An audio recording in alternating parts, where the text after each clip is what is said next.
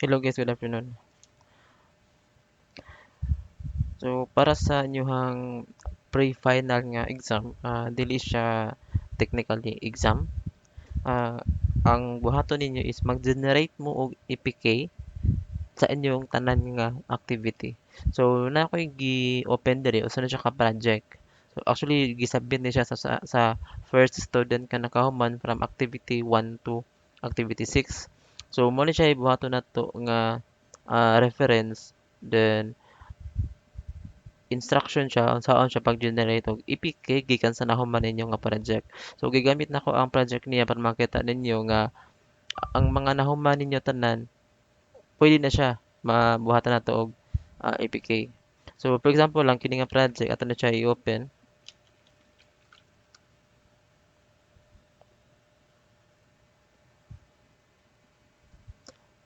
So ako lang i-post kay medyo dugay na siya. So kini gawas na iyang access link.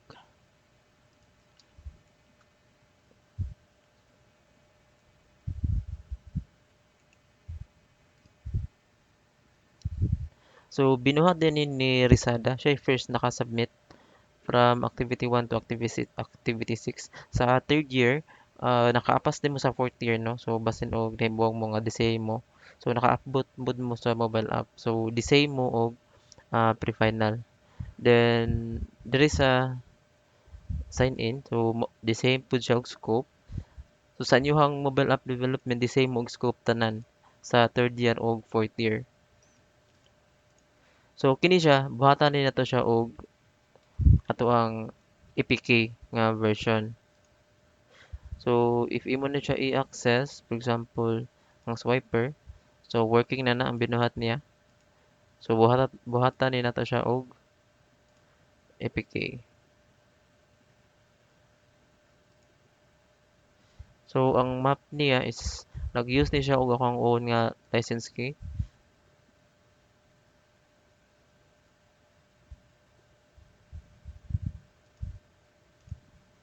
Then, ang camera. So, nag-use din ko sa camera. So, dili na siya maka-access sa camera. Ato i-try. So, wala na siya available. Okay. Search na day. Wala ko nag-use og camera. So, na siya available siya. Okay, so based ana magbuhat ta og APK ani. So naatay mga i-follow nga mga instruction para maka-generate ta og APK. So kung makabantay mo sa Google Play,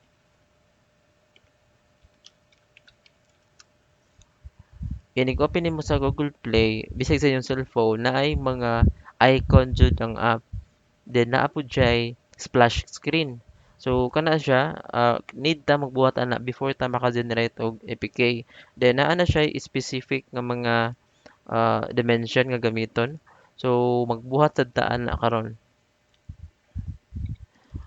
Need mo og Photoshop ani before mo mag-start. Then need sad mo og Android Studio. So make sure lang naka-install na siya nga duha ka app para generate mo og APK. Then ang Android di is naka-base pud na sa Java. So ang Java nga desktop version gibuhatan ra na siya og mobile version. So mo ni ang Android. So ang Android naka-base na siya sa Java. So ang atong first buhaton nato is icon sa app. So ang pag-generate sa icon is need nato nga by pixel. So na siya specific nga dimension nga gipangayo. So 1024, 1024. So mao na ang gipangayo ang specific dimension 24. Then iyahang resolution is 300. So para dili kay ta malangan mangita ko og icon diri sa internet. So naay daghan nga possible nato ma-use.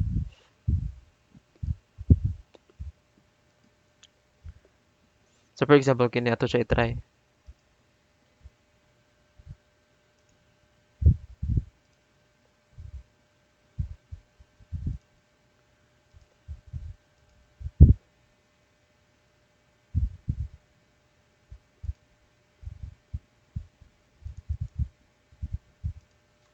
So icon,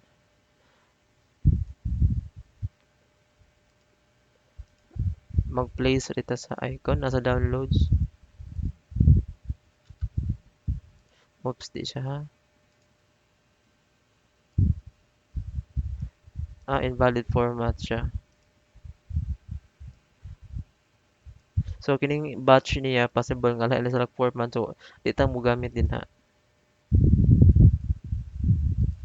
Mga taglain nga resources.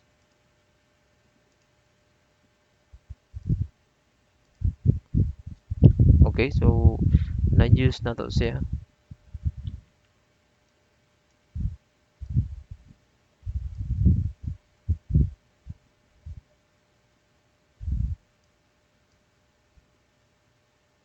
So for example, man na ato ang gamiton nga icon. Then i-save niyo as PNG. So ang pag-generate og PNG, ang pag-generate og PNG ari mo sa save for web. Then pangita lang mo location asa niyo i-save. So karon ako lang sa i-save sa dali. Then wait,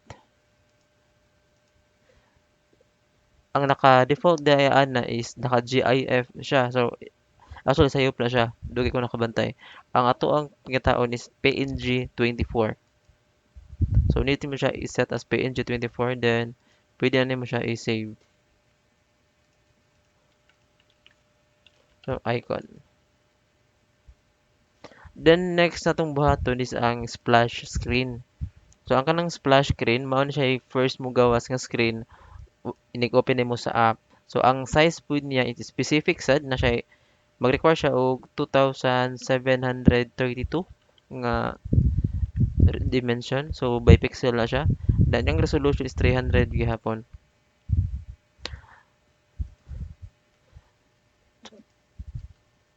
So atong gamiton is the same lang siya nga photo.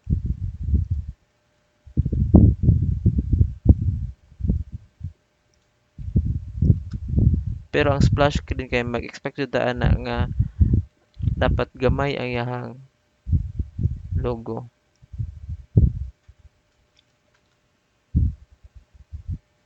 So ako lang siya ginaana para maka-create ko og gamay nga version.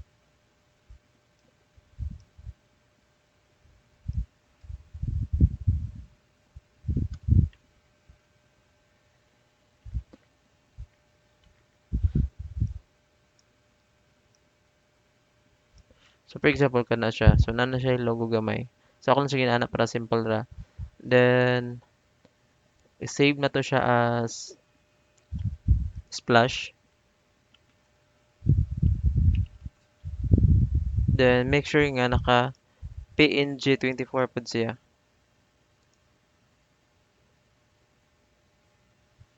Okay, so icon and splash screen. So ang next natong buhaton ana moari ta sa root directory sa project. Then mag-create ta og folder. Then ang pangan sa folder is resources.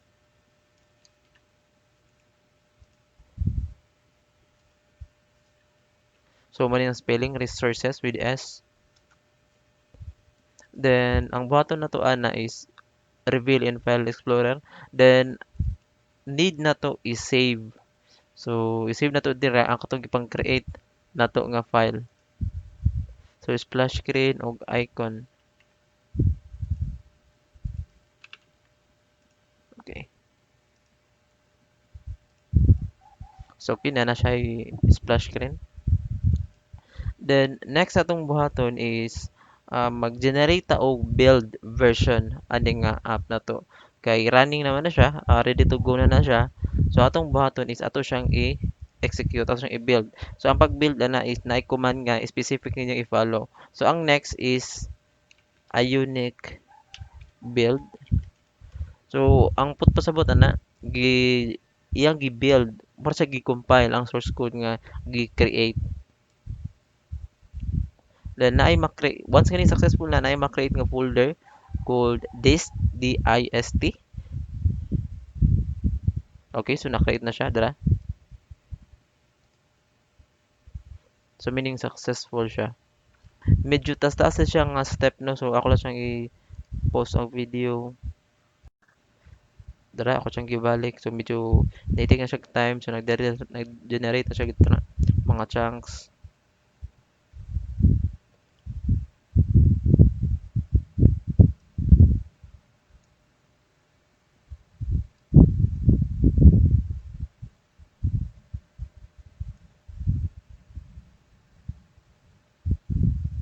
So ako lang gipadako ang screen para maklaro ninyo. Then ang next ana is mag-type pa og npx cap. Ang meaning sa cap is capacitor. Kaya atong gigamit nga third party is capacitor man. Then copy. So katong mga na-generate nga file dito sa dist folder, gi-prepare na niya, iyang gi-copy para sa Android version. So manigibuhat niya. Then ang next is npx then capacitor sync. So na mga cases nga mag-error na siya kay ang Android nga folders wala pa man siya nag-exist. So mostly sa first build niyo mag-error na siya pero normal ra na siya. Na rin mga solution na next.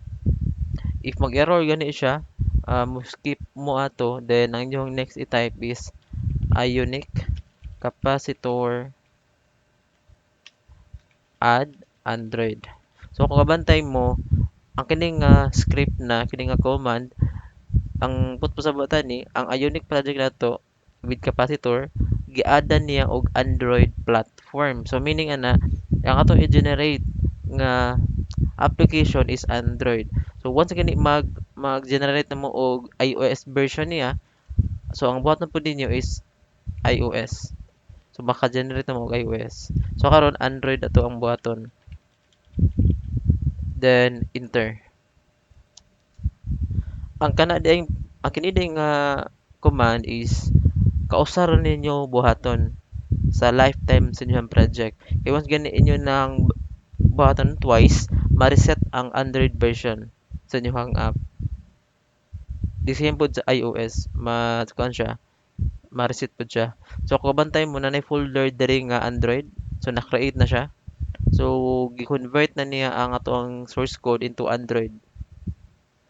Then next is ato siyang i-build na balik pero Android version na pud siya. So ang atong i-type is ionic then capacitor build then atong i-build is Android. The same gyapon basta mag iOS na mo, ang i-type niyo is iOS pod. Then sa tuwa is Android pa ta. So kung bantay mo ang ihang mga command, nag-start yun siya sa ionic capacitor. Kay kana man ang gi-combine nato nga mga framework.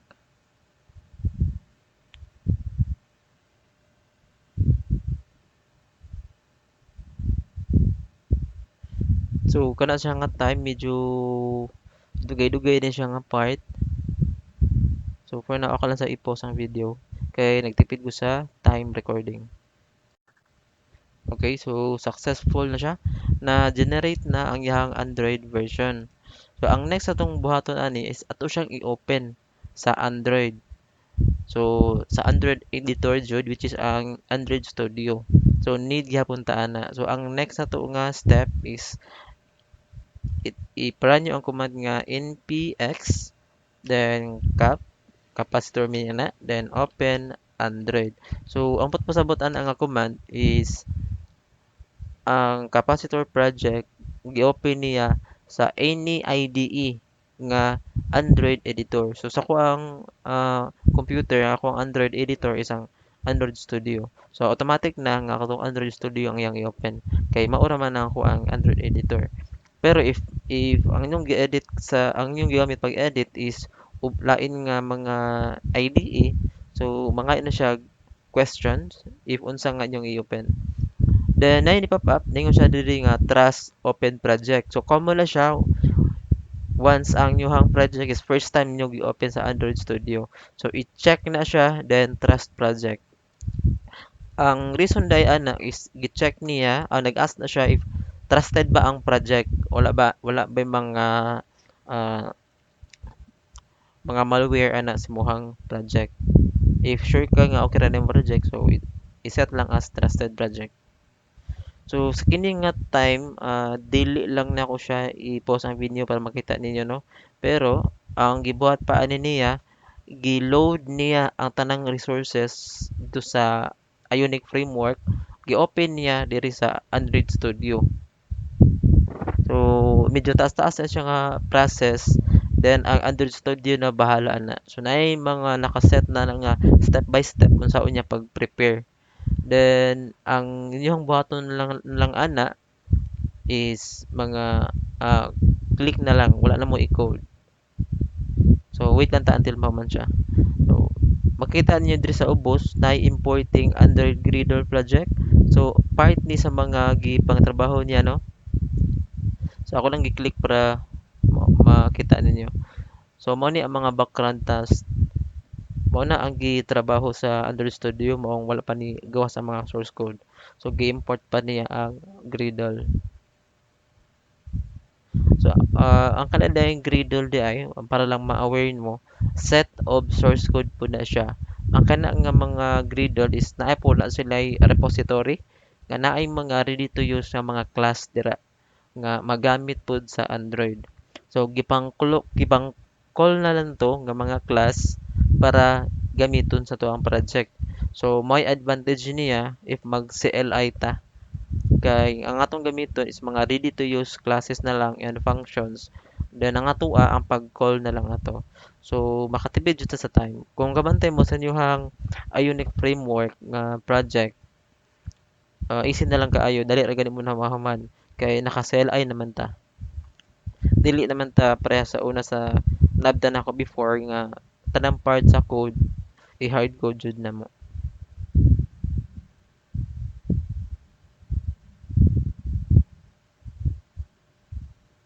So, ang estimate nako ani moabot na sig mga 18 minutes. So, for now siguro dili man ni siya ma-change until 6 minutes kay ako na siya i-pause. So, nag-up na na pud siya at gibuhat nga lain nga work. So, nag-update siya sa indexes. So, ako ng indexes, iyan ang gi-sort by purpose ang mga resources nga nasa tong Ionic project. So, mara na iyang gi-work. Din kabantay mo yang status naka-pause siya kay put pasabot ana naay gi-wait pa diri sa Gradle. Then once ma-complete na, mo proceed na puning indexing. So inana siya ka arrange na kaayo ang workload niya. So si Android Studio na bahala mo setup ana. So post ako balik. So nana ang mga resources sa project so na-upload na siya. So nana siya sa Android Studio.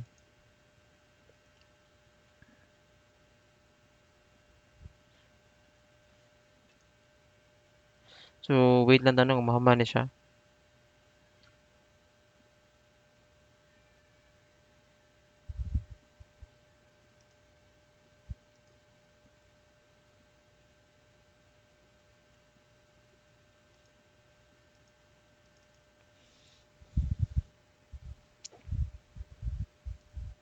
So sa 3D nga part sa Android manifest is mga configuration ni siya sa project. So nata ipang-add din nga functionality. Do ang mostly sa tong ipang-add is mga features and permission. So kung kabantay mo diri sa project, nag-need siya og naggamit siya og camera. So nag-need siya og camera para ma-access na nimo siya. Moari ta sa capacitor, then camera.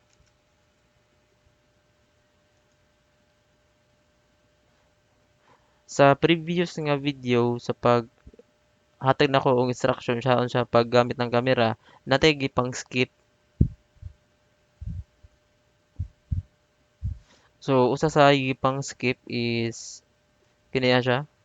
So permissions. So ato na siyang kapiho na need na ni nato siya. So diri na siya sa ubos ibutang.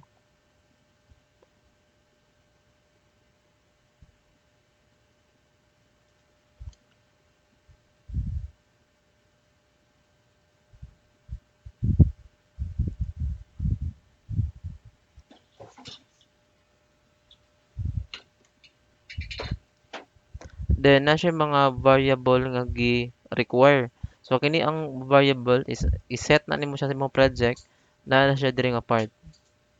So variable kining gradle variable.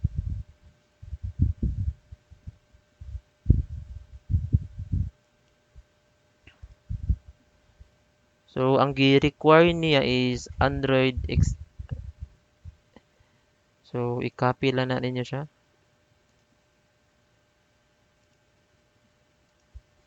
Then i-add na siya diri. Then naa na siya gipangayo nga default niya nga version. So ang atong buhaton lang ato na siyang i-copy pod ang default niya nga version kining 1.3.6.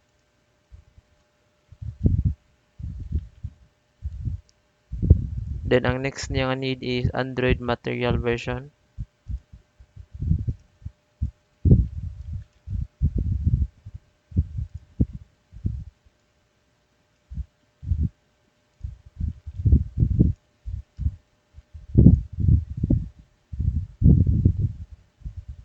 So mao ra to iyang configuration. So kini siya para ni siya sa mga higher version sa Android. So dili na siya ni jud kaayo. So pwede na to siya i-skip. Okay. Then ang lain nato nga gigamit is arita sa geolocation. Gigamit ni nato siya. Then naa po siya gi-require permission og features. So i-copy gyapon na siya. Then ari mo sa Android manifest. So dira siya. Then ang next ana is the same gyapon na siya gipangayo nga variables. So arita sa variables. Then ang iyang gipangayo nga version is 21. So kini di ay guys is mga repository pud ni siya nga i-download sa to ang project para makumpleto siya. So mga class gyapon na siya nga wala dili na to necessary na i-code. So iyan na lang i-download gikan ato nga repository then i i-set ni sa tong project para ma-complete iyang source code. So ina na siya ka simple na lang. Mo na nga usa mo na reason nganong wala kita mag-code sa Ionic framework. Then ang lain natong gigamit kining Google Map. So atong i-check is if unsa iyahang requirements. So sa iOS, so sa Android need siya og metadata nga API key.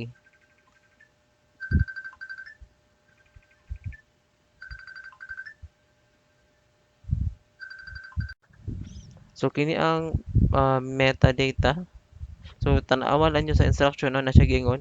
Google Map is the key for and requires you to add API key to add to the Android manifest XML while in file in your project. So need na to siya i-add. So metadata siya.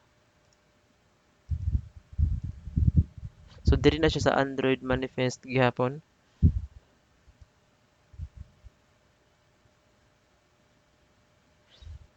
So sulod siya dapat sa application.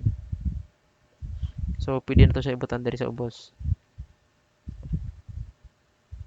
Kung kabantay mo na siya lain pud nga content, dire na siya metadata pod. Then required na to diri ang license key. So naghatag man ko og license key ato. Ato i-check if available ba siya diri.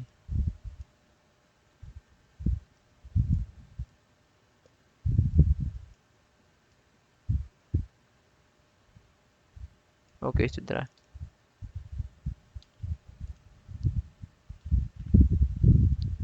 So, nag-add ng taog license key.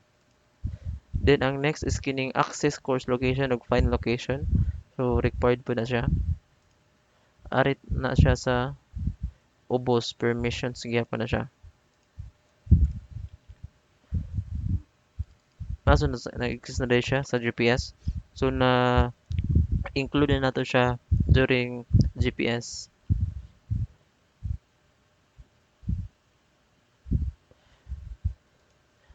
The next is variable. So, sa Google Map, medyo complicated siya. Daghan siya required nga mga variables.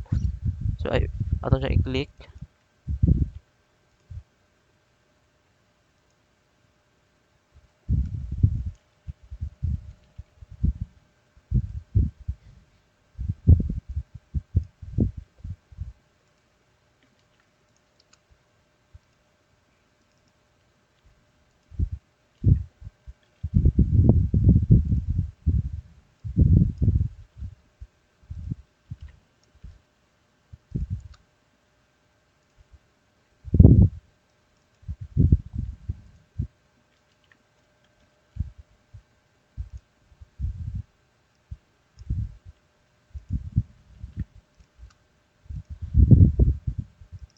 Mag-error din na inyong mapa basta dili niya siya makompleto.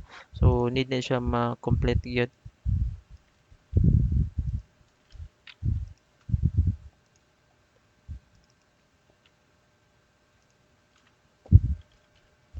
So, yung version is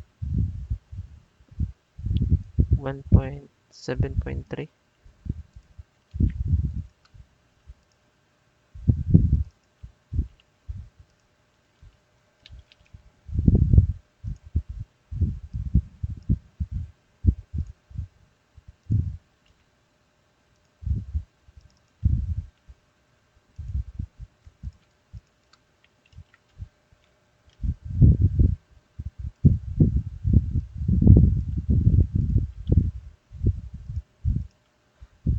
Okay, so na-completo na siya.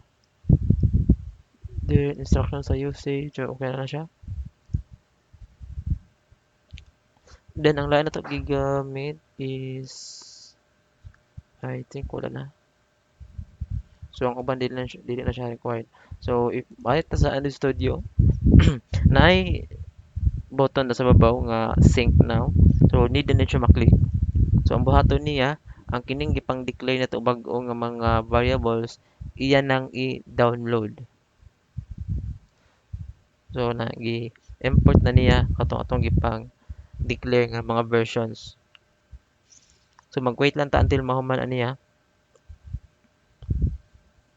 Kung hinay yung internet, possible jud nga magdugay na siya.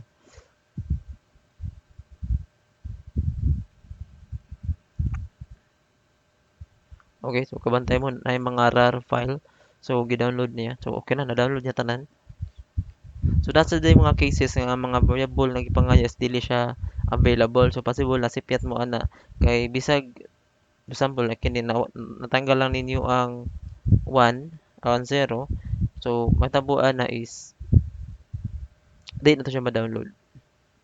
So, dapat sensitive mo sa mga versioning number.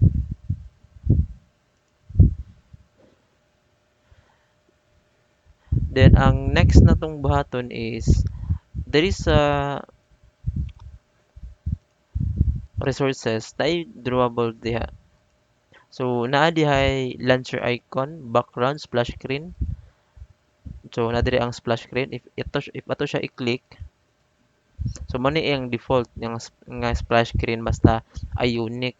So, mo ni ang ato ang ilisan. So, para mailisan na nato, ato lang minimize tanan, then balik ta diri sa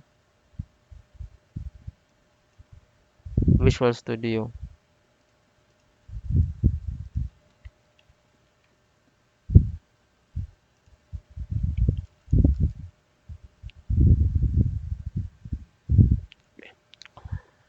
So, didto sa Android, naa dihay folder nga main, then rest, meaning anang rest is resources.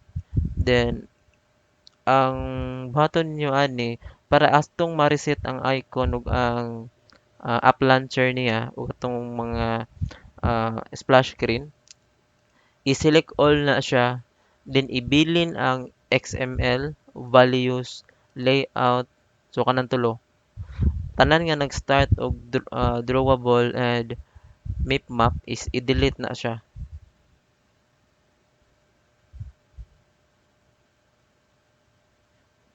So ato siyang gi-delete kay ato man ang ilisan katong gibuhat nato nga icon og splash screen. So karon pwede ta mag-generate. So ang next nato ang button is natay i-install nga bag-o nga package. So Cordova na siya. So ang kini diyang Ionic framework ug katong capacitor is mga framework na siya. So ang kaning Cordova is lain na siya nga framework nga nag-una sa capacitor. So old version na siya sa capacitor. So, Cordova ang ato ang gamiton sa kini nga kami nga step. So, ang atong i-install is Cordova nga resources setter. So, para ma-install ninyo, type lang ang npm then install g dash g meaning ano is global. Then install na to ang Cordova then res space then unsafe permanent. Okay. So, ang kini siya natay gi-install kining Cordova REST. Then ato siyang gi-set nga balag dili siya secure, i-set siya as permanently accessible. So, click enter.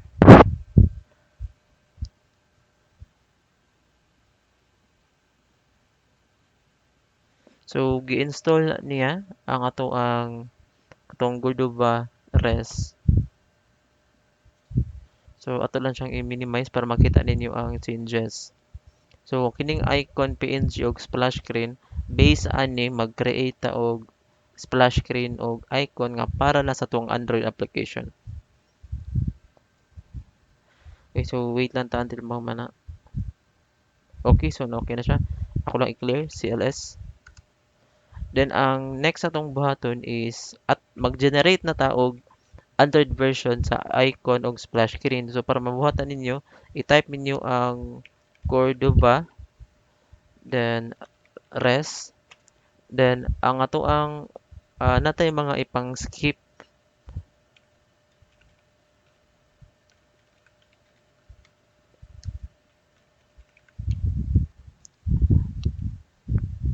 So i-skip niya ang mga strict configuration para makamupasa ra hindi siya mag-error. Then enter. So kung kabantay mo na na-create nga folder nga iOS and Android. Kung basta nakabantay mo na siya yung mga error occurred while copying resources, actually okay ra na siya. Kay nag-cause siya og problem tungod sa iOS version kay sa Windows mo gud nag-code. So dili na ma-detect asa ang platform sa iOS. So if sa iOS pug ka mag-generate ani, mag-error pud siya part pud sa Android kay dili man siya Android ka nag-set up. So vice versa na siya. So normal na siya. Then i-confirm ninyo if na-copy ba ni siya. Kining Android ug iOS nga folder, makopy na siya automatically dere. So kung bantay mo katong gipang delete na to ganihan ibalik na siya splash screen.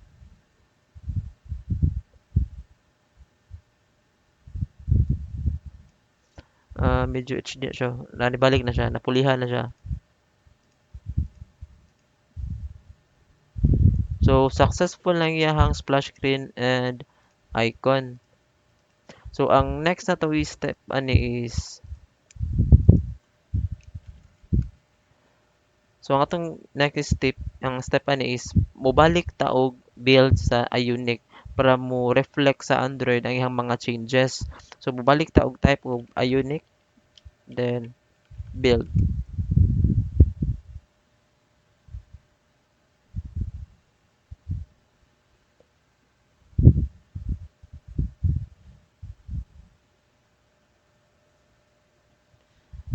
ang pag-generate di ay og APK medyo conflict medyo nandiyo ni mga conflict pero if knowledgeable lang mo sa proper way niya is makuha jud ninyo siya. Lisod naman yun siya sa first ninyo nga pag-generate pero ang next ninyo nga pag-generate na sa version 2 dali na lang kayo. Di naman mo magbalik-balik sa uban nga step.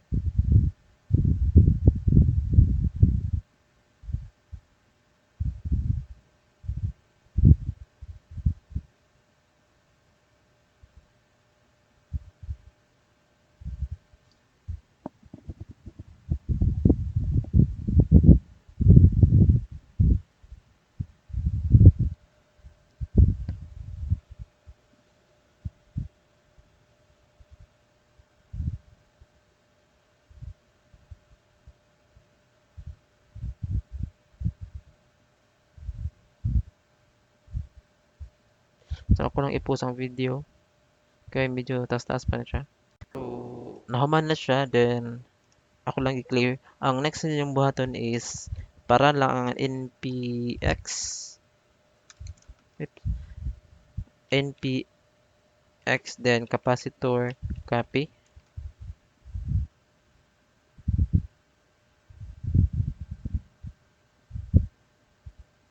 Na stop dahil ganiha nakalimot ko og resume sa recording no so akong siyang gibalik.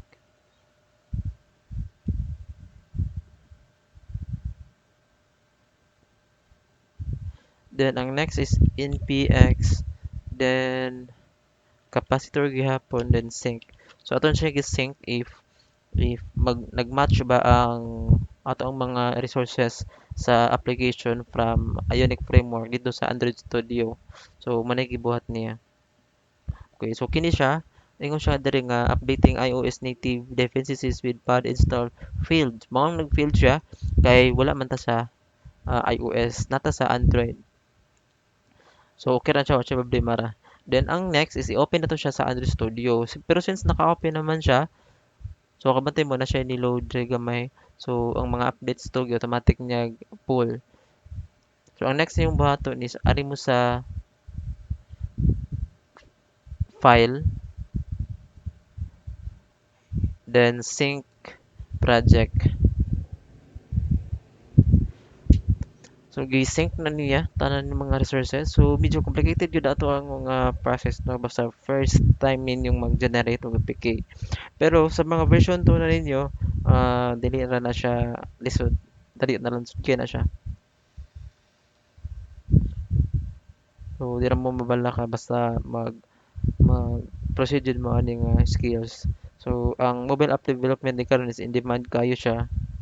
Then ang pag-learn na dyan na ang lisod. Pero once again nga interested jud mo ani, actually easy na jud kayo siya. Kay bisik sa kuha wala akong maglisod na jud ani. Depende ra na sa inyo ang interest. So medyo magdugay jud na siya.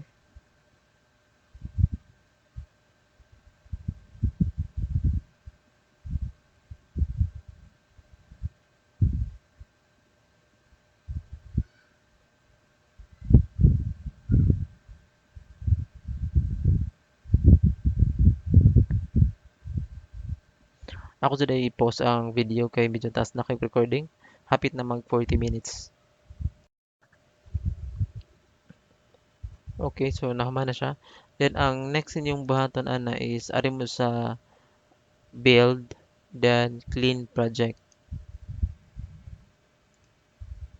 So medyo tas-taas gyud siya nga procedure no. Pero sa first na siya lisod. Sa mga version 2 ani niya easy na lang jud kayo.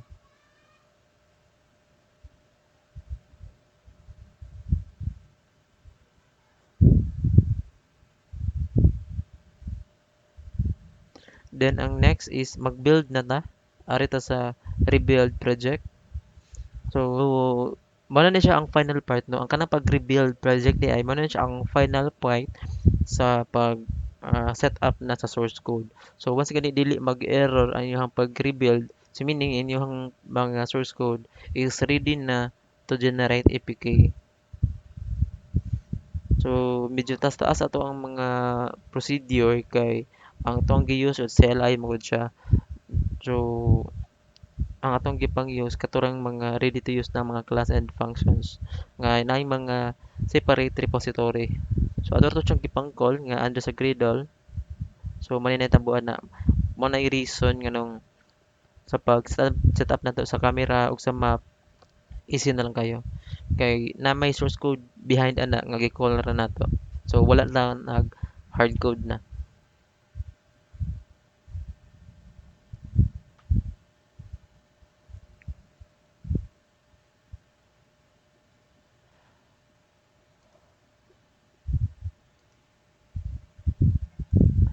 Medyo mo take siyang time na so ako lang siyang i-pause siguro. Then if gusto mo makakita sa iyang status, na din iyang status. Mo-pop up na din na sa mga changes iyang gipang implement. So kabantay mo na capacitor Android, assembly debug, then capacitor Google Map. So gipang check na niya sa tanan.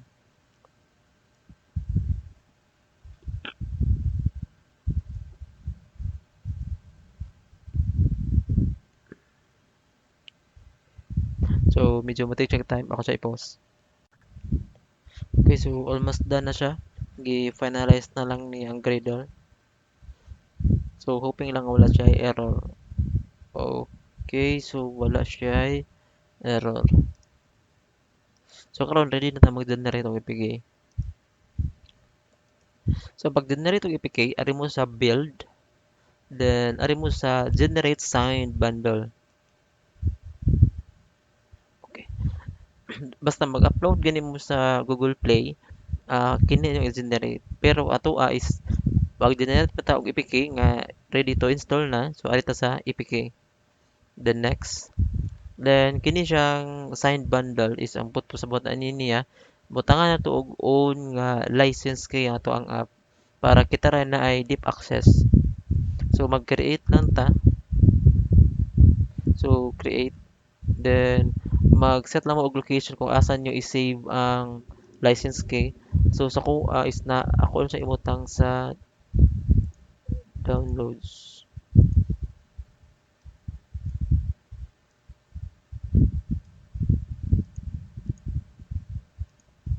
So ako lang siyang gisud sa folder sa project mismo. So ang pangalan sa folder is key store, create, then ang key, then okay. Then need siya butang og password. Ako ang password is admin123, default na siya. Admin123.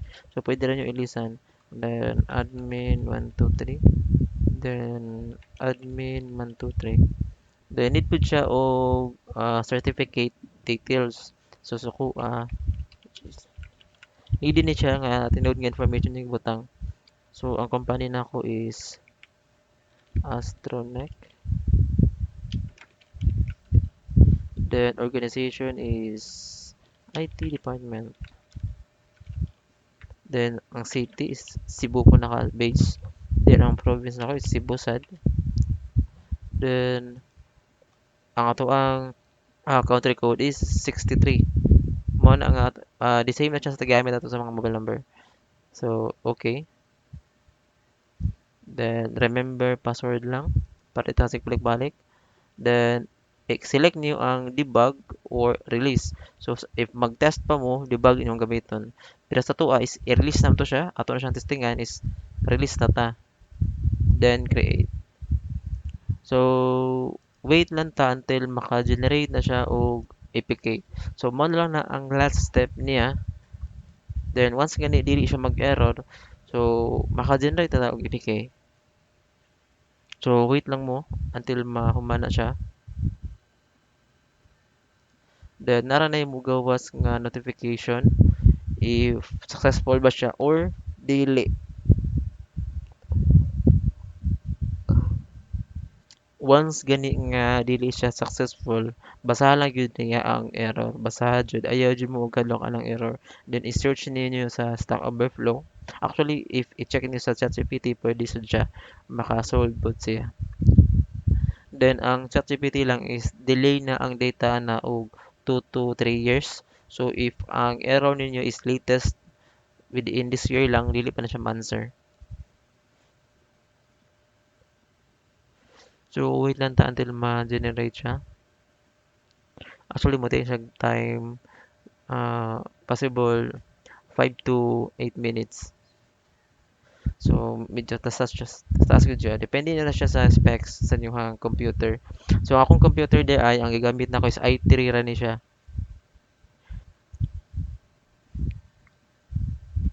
Gi-customize lang na nako siya nga dili siya daghan og mga background task. Sa karon day nga time na to, karon nga generation, dili jud mo need og high spec jud kaayo if di jud dagko niyang project.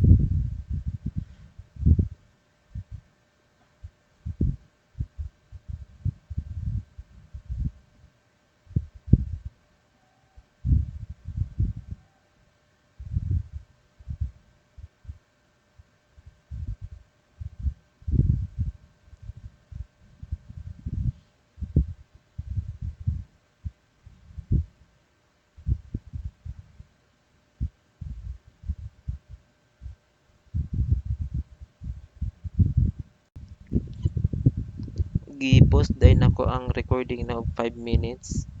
Then until na wala gyapon siya nahuman.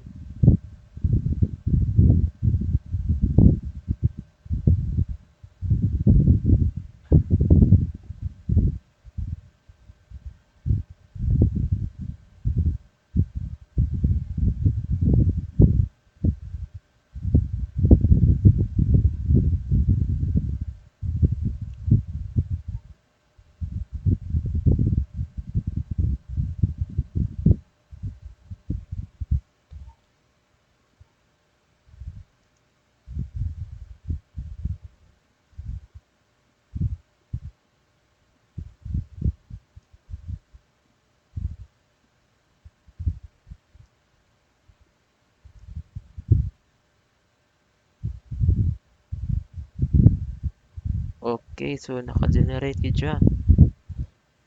So mao ni siya ang mogawas basta successful ang pag-generate niyo sa APK. Then ingon siya diri nga generate signed APK.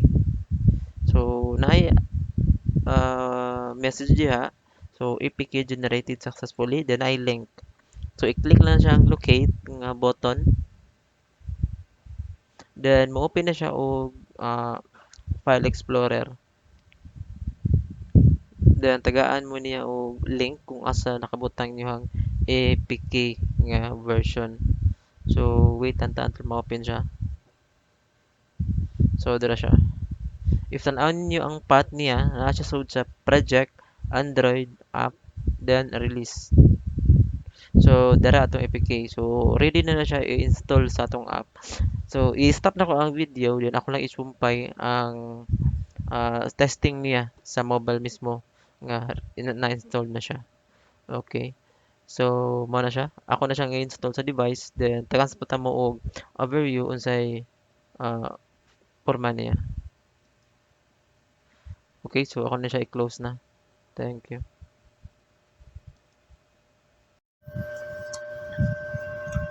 Hello guys, regarding sa pag-test sa update sa akong device. So katong gi-generate na ako nga APK naa siya sa Google Drive na ako gibutang.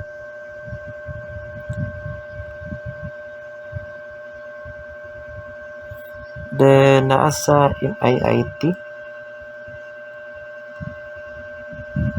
Okay, so ako lang i-refresh kay dili na siya ta. So dira siya ang app release. So i-click lang na siya. So wala din may access aniha ako ra. So ako lang pagkita ninyo unsa sa pag-setup after ninyo ma-generate siya sa Android Studio. Then so na ang name. So kabantay mo iyahang icon, the same siya sa akong gi-edit na to. So na-adapt yun niya. Then install. So ang pag-install di ana kay since dili man siya sa Google Play jud gikan, need pa na niya i-verify if kon ba siya kasaligan ba ang source. So kabantay mo ang gibuhat akong splash screen na use siya. So mo na ni ang gibuhat ni ni actually kung nagsada na siya nga project no. So gibuhatan ako siya version nga APK na. So i-click niyo mo. Okay, so dara iyang project. So kabantay mo sa babaw na nadoble home screen. Actually na mistake sa iyang source code na CPIAT siya. Then wala na ako gi-revise kay iya man eh. So if imo siya i-click, so sa iyang modal,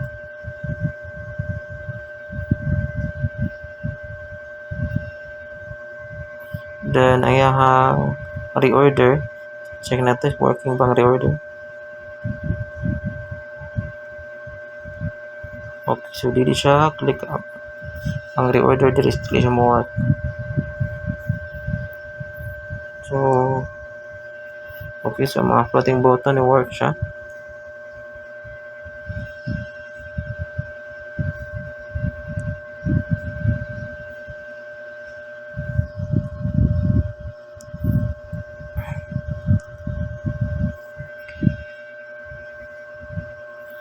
Okay.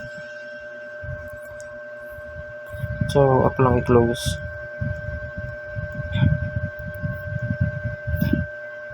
So makita nimo siya diri pod nga nana siya icon, so na-appeal na siya. So mo na siya tong gitesting gani ha. Ako lang gi-open balik kay dihang app siya. So ang reorder niya is dili siya mo work sa Android version. So ang problema na is nasa source code. So meaning ana na mistake sa source code niya. Then if marita sa activity swiper, so working po siya, then okay, so dili mo work. So na mga ani nga case day guys nga sa viewing nimo sa mobile during development mo work siya, pero pag generate mo sa APK is dili siya mo work. So nandiyo may nana nga scenario which is normal na siya. Need ka og mga deep experience pa jud para ma-work na nimo siya.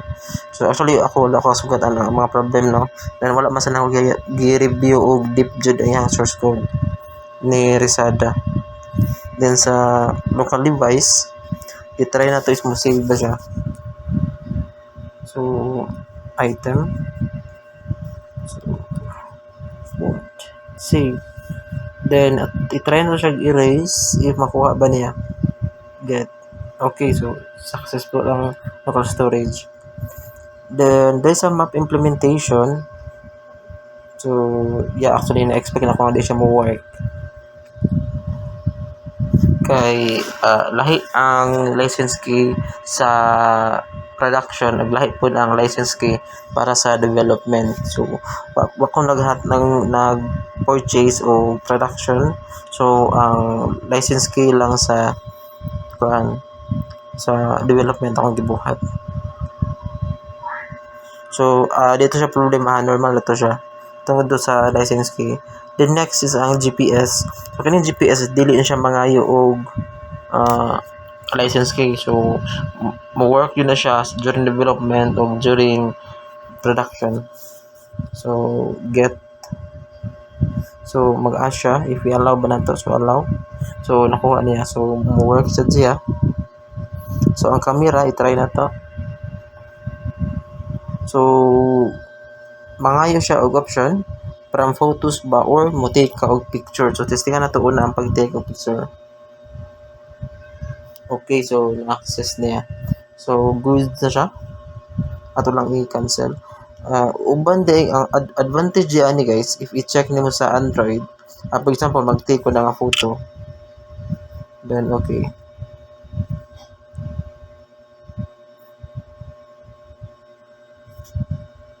So ang Android guys na siya default editing features. So after na ko ma-picture gatanga lang ako ng pasensya kayo. Ang metabuan na siya option nga pwede mo siya i-enhance. Pwede mo siya i-crop. If mo siya i-crop,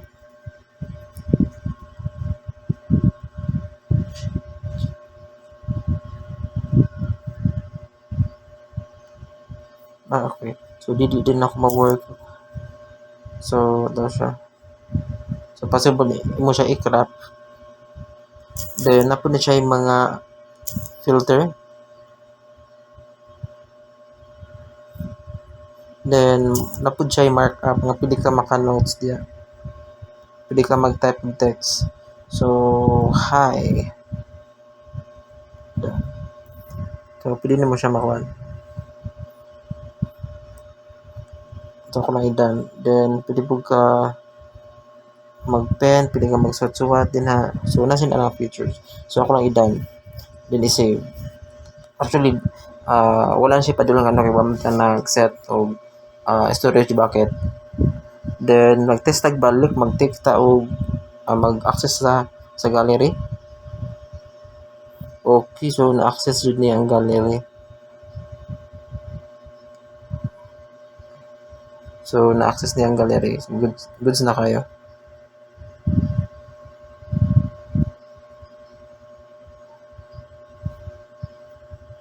Okay. So, okay na to siya. So, nagyap mo sa features nga maka-edit. So, ako din siyang anak, no? Ako nag-practice of tagay. Soon siya kayo.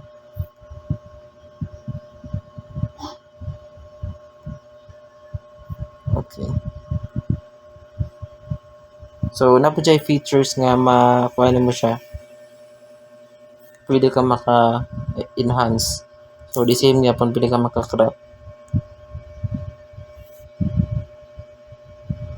So, okay na to siya. So far ni work siya. Ang reorder lang ang wala ni work.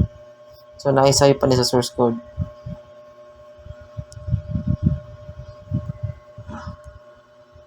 Okay, so mo to siya. Thank you.